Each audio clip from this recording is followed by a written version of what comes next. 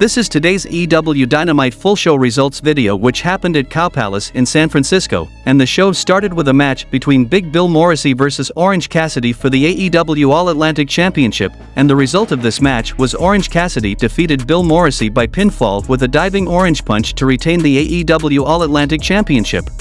Then Elite's entrance is interrupted by the lights going out, and they come back up and a horned figure is among them, and then they go back down and we hear sounds of violence.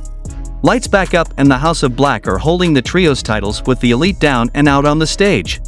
Then we saw the face of the Revolution ladder match, which happened between Action Andretti versus AR Fox versus Eddie Kingston versus Commander versus Konosuke Takeshita versus Ortiz versus Sammy Guevara versus Powerhouse Will Hobbs, and the result of this match was Powerhouse Will Hobbs won the match, retrieving the golden ring, becoming the 2023 face of the Revolution and earning a shot at the AEW TNT Championship next week.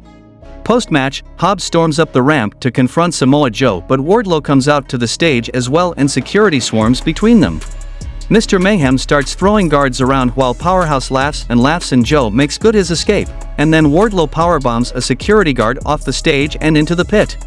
The next match happened between Chris Jericho versus Pretty Peter Avalon, and the result of this match was Chris Jericho won the match by pinfall with the Codebreaker. Post-match, Chris wails on Avalon with Floyd until Absolute Ricky Starks makes the save. Jericho bails to the floor and gets on the mic, telling Starks that he's gonna beat the hell out of him one-on-one on Sunday because the Jericho Appreciation Society isn't going to be at ringside, but they're here tonight, and Daniel Garcia and Jake Hager jump out of the crowd and beat Ricky down. Hager hits a high-angle twisting spinebuster, Garcia hits a rock bottom, and Jericho grabs Floyd but decides to just lay Starks out with a Judas effect. Then Christian Cage makes his entrance and is interviewed in the ring by Renee Paquette, and Christian said people like Jungle Boy are a dime a dozen, but Cage says he's one of one, and he treats his business like an ATM machine and he's not done milking it dry. But it needs to end, so he's got a challenge for Jack for Sunday, and not a wrestling match, but a fight. No rules, no regulations, just a fight, and the sad reality is if he does show up, he's just his father's son. And just like his father, he's a no-talent hack who should be thankful he's got good looks to skim on by. He's not a closer, he doesn't have any grit, and he doesn't have an ounce of what Cage has. Then we saw a match between Hook versus Matt Hardy for the FTW Championship, and the result of this match was Hook defeated Matt Hardy by submission, and retained the FTW Championship, and earned a no disqualification match against Stokely Hathaway with the firm ban from ringside. The next match happened between Riho versus Toni Storm, and the result of this match was Riho defeated Toni Storm by pinfall with a bridging schoolboy pin when Dr. Britt Baker distracted Toni Storm. Post-match, Toni and Britt brawl on the floor and Saraya and Hayter brawl in the ring, and then Ruby Soho runs in and we get a three-way brawl between the women in the title match at Revolution until referees and security swarmed to pull them apart.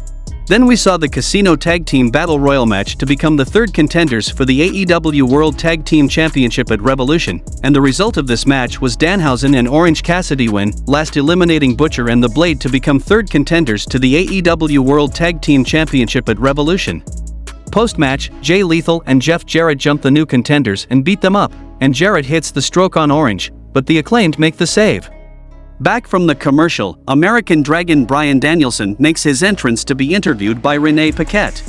She brings up a post of Maxwell Jacob Friedman's that says that he was inspired by Danielson, and Bryan talks about unretiring and how he said if you fight for your dreams will fight for you, and then comes MJF, but Bryan immediately tells him Friedman has taken every shortcut he can to become AEW World Champion, and if there's one thing he deserves, it's his fiancée leaving him.